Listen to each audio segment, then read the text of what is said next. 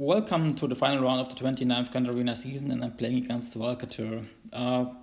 This is a match that would decide if I have a quote-unquote positive or like a negative stats at the end of the season, because I was 4-4 before this match, which apparently, or like not apparently, but which is the worst season I had like in forever. So it was like, can I at least make it positive, or just really be just the worst season ever for me?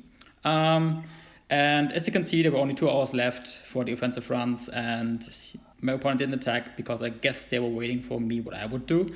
And when I was looking at defense, I was saying, oh, okay, this is an efficiency player, potentially, maybe in the back. I did expect at least like 2 GLs, but still like mainly efficiency player.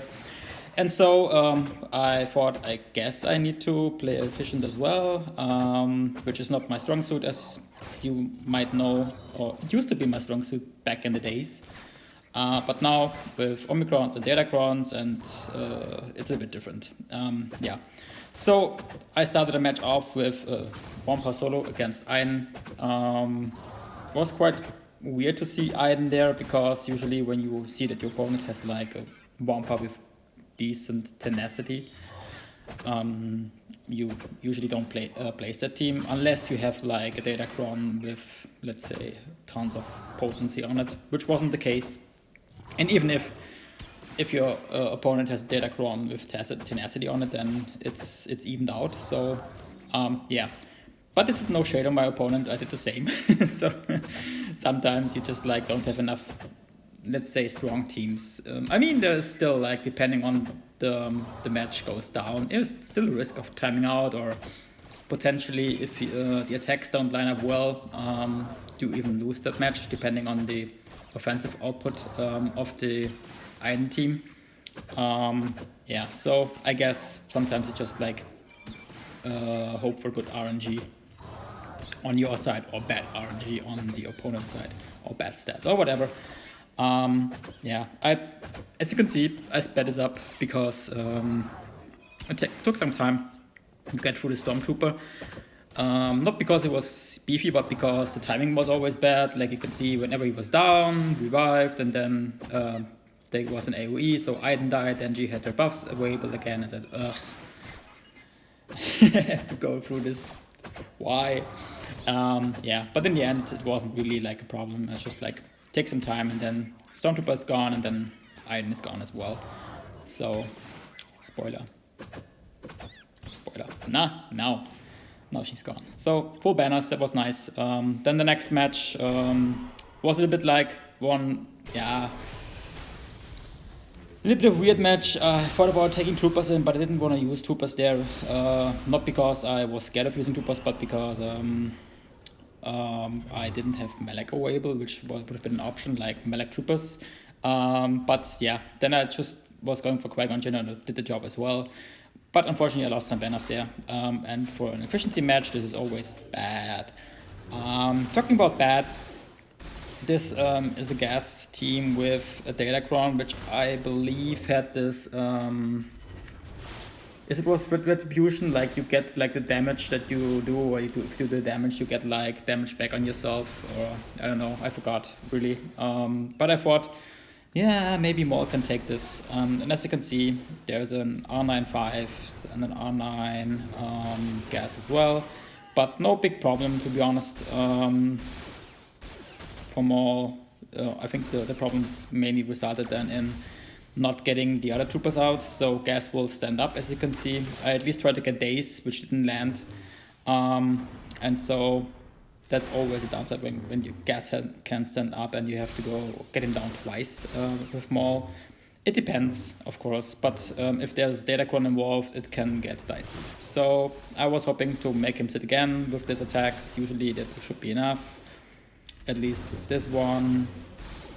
But barely didn't make the cut, so he didn't stand up, and so I had to go again with Canderous, and yeah, got him down. But as you can see, he really felt like beating my Django.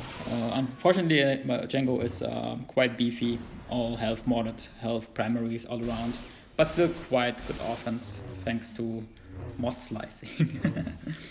Yeah, so it's 5 versus 1. But as you can see, protection is almost gone on all character, or like every character, and then he took out Canderous and Django, and so it's like 3 versus 1, and I was like not feeling it. So it got super dicey here. I guess if you remember the battle against Fatal, I believe if I would have played it better, like, or like more like it played always, it would have been like an outcome just like this. Here I got super lucky that he went for Droidica and not for Maul. Then I got him down. So 53 banner, super bad, but at least a one shot. Yeah. Then there was this Datacron team, Datacron Inquisitor team. Looked a little bit scary, but not really when you think about it, because it's Inquisitors, yeah.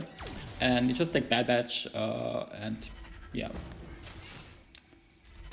take the team down. I mean, once they get rolling Bad Batch, there is no turning back. At least against most teams. For some it's a little bit different depending on the comp, but Night Sisters sometimes can turn the tide. But with this team, nothing really to fear. So yeah.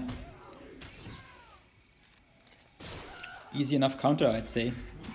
I forgot the Datacron mechanics, but it was a lot of health steal, a lot of like random stuff. It was level 9, I believe. I don't remember exactly. Sorry. That was the back wall, and as you can see, there were 2 GLs, but I kept something for that, so I was quite confident that I can just go to the north wall and clear that. So there was this, yeah, I would say even traditional BAM team. I haven't seen that in a while, so I took in my bounty hunters. Pretty straightforward battle. Try to control this little guy there, Queel, take out Bam first. And then next I would say is actually Nest, because depending on how she's modded and what she does, she's quite annoying, and because of all the buffs that flying around, you can one-shot your characters at some point. So just try to control her, stun her ideally, or take her out. So for that you have to wait a little bit for Mando to get another disintegrate shot off, or sometimes a big hit from Aura Sing is also enough, depending on how you modded her. I would recommend offense and potency with at least good beefy stats as well, like beef stats, because as you can see, she's quite a frail character. Even at Relic, I don't know, I think I've heard Relic 6. Yeah, Nest goes. So even at high relics, she's quite frail and easy to take out. So give her some beef as well, I'd just say. But potency is important for her stun, and offense is also quite good because she can do quite some damage, especially with Sam Omicron involved. Yeah, next character after Queel was out and Nest was out, then I'd go for IG because Django was Dengar is annoying, and so I'm usually save him for last. Unfortunately, 1 more to go, but yeah, as you can see, Aura was taking care of it, so full banners, that was nice. Then there was a Saudi team, which didn't have BB-8, so I felt comfortable taking in troopers, which was still like a weird match, or weird battle, because I didn't play it before, so it was like, let's see what happens. But usually it's a little bit like Bad Batch, when troopers get rolling, they roll. Yeah, the droids, of course, with all the speed they get from Zori and all the other like nice things they get from here, can be annoying. But once our droid, der Druide der Herzen, to say it in German, like I don't know the English term for that, the droid of hearts. Our beloved Dark Trooper goes to town. It's there's barely something that can stop him, her, it, whatever. Yeah, but as you can see as well, Saudi is kind of beefy girl. I guess she identifies as a she. I hope. So beefy. That's all there is to it. It takes some while to take her down, but eventually Dark Trooper will just chew through the bonus protection, chew through the protection, and chew through her health. Yeah, defense up, of course, doesn't help really. But yeah, you can also press auto. Like at this point, it doesn't really matter. But you know, sometimes playing manually is fun as well. So 1 more hit and then she's gone. And again, full banners. So that was nice. Then there was a dash team, which didn't really look scary, so I thought I could undersize it. Just like best of elite, JKR, JKL, and Hoda, as you can see. Take out our friend Vendor. Yeah, unfortunately, took a little bit longer here. Then Dash gets his daisies up, which isn't really a problem because you have a lot of bonus protection, which helps for the survivability of that team, of course. And then I just marked him just to increase the cooldowns, but also to stun him. So he's a little bit less annoying. And then just waiting for either do that, cleanse all the debuffs, or like wait for them to fall off. And so I take out Dash here with JKL, and then ideally next you want to go for either Kira, because she can also be annoying, or like Yang Hang, because he's quite hung as well in this sorry in this team. But yeah, as you can see, because he does some damage, and Hoda was almost off bonus protection, and so I wanted, to not risk to lose some banners here. So I took out the damage dealers or the support, and now it's fun to take out L3. She can be quite beefy, or as you can see, I guess I didn't check the mods on her. I guess she was defense stacked, but eventually JKL. I mean, he's anti-tanks, so not much of a problem here. And then 3-on-1 took her out. So 66 banners. Then I went to the back wall, and when I was looking at like the roster of my opponent before setting my defense, I saw that he had the most annoying level 9 Datacron, and I didn't have that. But I was not sure if this, like the most annoying one for Rey is the one with the 15% TM gain and the maxed 70% more damage on her like ultimate per ally. But I wasn't sure if this is the actual stats that I would face in match, so because there was no way of telling. And then when I faced it, or when I was looking like inside of the actual run, she didn't have the 15% TM, which was a little bit annoying because I have that on mine, but I don't have like level 9. So the problem was it was super hard for me to time the ultimate. Here I was like, should I wait? Yes, I should wait, because she will go in her ultimate.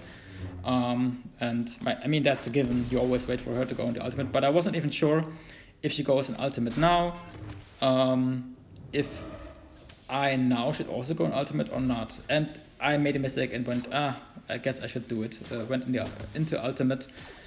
But of course, as you can see, she doesn't have buffs. So she will, my rated is, so she will gain turn meter, and suddenly she has her ultimate. I should have waited. Even now, if as you can see, another turn, so I should have waited like 2 or 3 turns, but it was super hard to time, and so I lost my team. And so, yeah, I was a little bit like baffled, because I think Rey mirror match was the safest option, but I was not sure how to time it, because I didn't thought this way around, that I have the TM advantage, quote unquote. In this scenario, it was a disadvantage. And so I was like, okay, maybe my Rey can do something. Let's see, find out.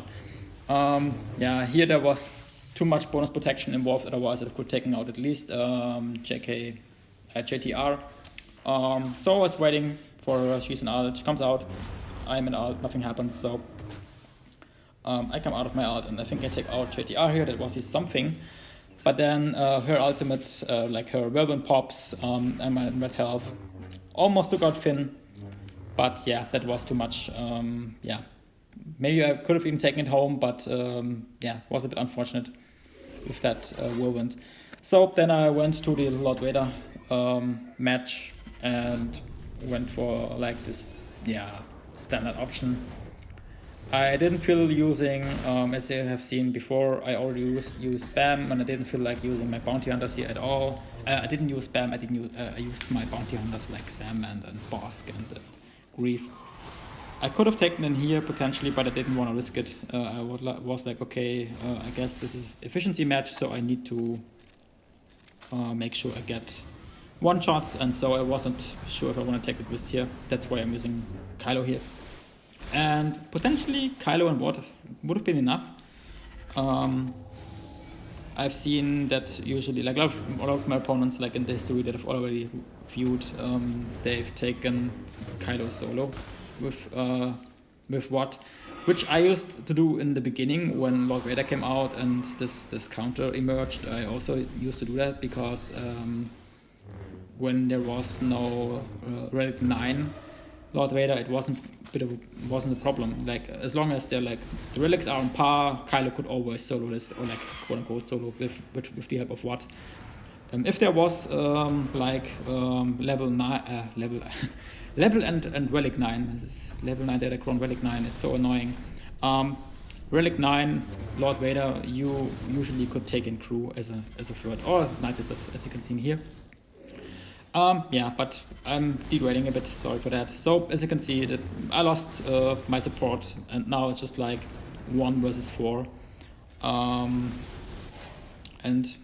suddenly Maul is gone, and I have 1 more alt charge already available, and at this point I wasn't sure. I guess I should just swipe it away. I do, and then Darth Vader is gone, and then Poke, just trying to stack my ultimate bar further, because at this point it's almost over, like game over for Lord Vader. There's no turning back from that, no coming back, except he has like crazy amounts of health still, but even then at some point a poke or a swipe just would delete him. In that sense, I think Kylo is still the best GL, kind of like I mean, Kylo and Lord Vader have that in common. The longer the battle takes, the more dangerous it is for the opponent. But Kylo feels more agile in that regard, right? So that's why I think he's just like one of the best offensive GLs. For bad banners, of course, but you can take out almost anything. Yeah, but that's just the nature of the dark side GLs. They're just bad banners. Except Lord Vader, depending on what the comp you're using. So 56. And then I didn't want to take a risk, so I went in like full throttle, like with essentially the best team in the game to take out this Rey. This would also have been an option for the first, for the first run, like using JMK versus this Rey. But again, I wasn't really sure how this would pan out with the 75% alt damage, and so I was not sure if I would have enough to withstand that, and so yeah, unfortunate. Rey usually is, I think the mirror is the best way to take out this team, but you need to be like very comfortable with predicting the turn meter gains and how this pans out, because even if F16, even if I waited longer, it would have been risky. So in this match, R2 sometimes can be annoying because he just like will hide Finn, so I couldn't use the whirlwind on him, or I couldn't had to wait. Is it whirlwind? No, it's force leap, right? I couldn't use the force leap on him, or on R2 I had to use it on Rey, and it doesn't do much, as you know, but yeah. So R2 can be annoying, and he also boosts the offense of Rey even more. So it's yeah, a feisty little droid. Anyway, just trying to take her down. 2 armor shreds help, of course, but yeah, it's a boring match. Still, it feels so dangerous, right, with the Datacrons. And I still have to make up my mind now with the second set that is out, which is quite interesting, like the 25% turn meter for light side allies at the start of the battle, or the bonuses for Jedi. It's like just like it's comical how you can just beat JMK now. There are some interesting ones, but yeah, I've seen like what the top of the leaderboard has like as an amount of Datacrons, and I'm like, okay, I think I can't compete with this anymore. And so I just like I still keep playing, and I will do my best, just like trying to have fun.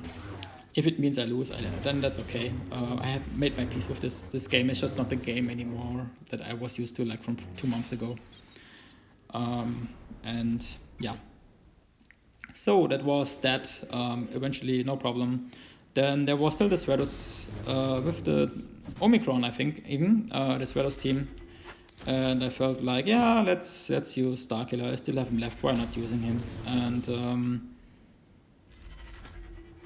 yeah, I kind of like Starkiller. It's one of my favorite teams at the moment. Just like, no matter the comp, for me, it's just like if he gets rolling, it's just like the damage he puts out. It's just fun to see that, especially like, you know, after he reaches ult and he does like 200k on the basic combined damage. Yeah, but here doesn't even get to the ult because this team is like has the audacity to die before that, and I was like, what the fuck? And here again, that happened, like the game had like a little like moment of silence for itself. Oh, I just said a swear word. Sorry about that. Yeah, and I don't know. It happens more often lately that this game freezes for a second and then continues. And I don't know what's going on.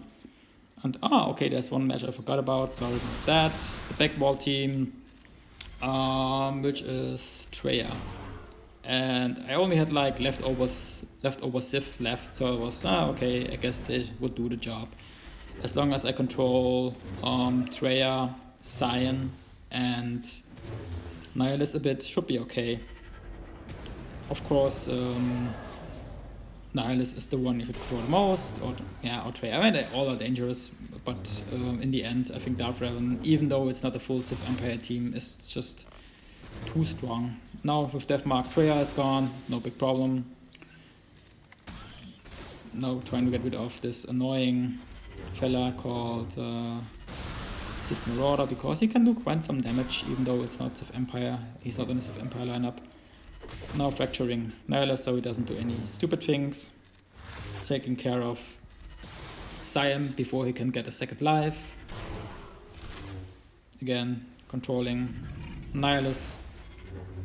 And also trying to get rid of the Sith Empire Trooper, which is like still one of the best tanks, I think, in the game. He's just so beefy, and also like annoying. But yeah, almost there. Stun Nihilus, yes. Now he's gone, and now I can take care of Sith Empire Trooper and take him out. Again, not good banners, only 63, but yeah. At this point, I was quite sure that I would lose this, and so I was going into ships with like, yeah, just play it. And it wasn't really like challenging the defense. There was Radus, Malevolence, and I think an Empire fleet. So no Executor, which was expected somehow. Like when I was seeing the defense, and I was okay. I guess it's an efficiency match. I don't expect it. So, but still, it's sometimes surprising that you don't see this in defense. But maybe not. So 73 banners here, which was easy enough. The Negotiator. Now they fixed the Vulture Droid, so I guess in future it might be more risky again to play against Malevolence, or maybe not. Maybe more people will use it on offense now, which I think now that it's fixed, it's quite a menace. It used to be a dominating ship anyway, but because of this bug with the non-assist of the Vulture Droids, it really was, undersold, or I don't know. It felt like it was weaker than it actually is, or it should be on paper. But sometimes they fix things, sometimes not, and sometimes it's good that they don't fix things. Like with Canderous, he's broken. His GM gain is actually not as intended, but they just felt it's okay like that, and so they kept it. And for other things that are annoying and should be fixed, it just takes a long time, like this one. But here, not much of a problem, as you can see. Trying to stay over the line of shame in terms of banners. So taking out, I think this was it. Oh, no, not quite. One more attack and then, yeah, that's it. I think it was 70 banners. Yeah, 70 banners. And then we're going to the last round, which is, I think it was Chimera. So I had Execute on offense. As you can see, I have a Crunchyroll notification there. Yes, I watch anime sometimes. And yeah, I think that's an easy enough battle. I don't have to say much about this. So I can go to the spoiler. Yes. So my opponent went after I had my offensive run, and they cleared every of my defensive teams with one shot. So overall I lost, which was unfortunate. But then again, yeah, Datacron changed the setup of these matches. So and I think even though it was my worst season, so I ended like 5-4, I could have almost won almost every of these matches if I had played better. So, and this is doesn't come down in the end to Datacrons. It was just like I used the wrong counter, or I had problems like with the details, like with the finesse. So yeah, so that's the end result. Thanks for watching and see you soon. Bye.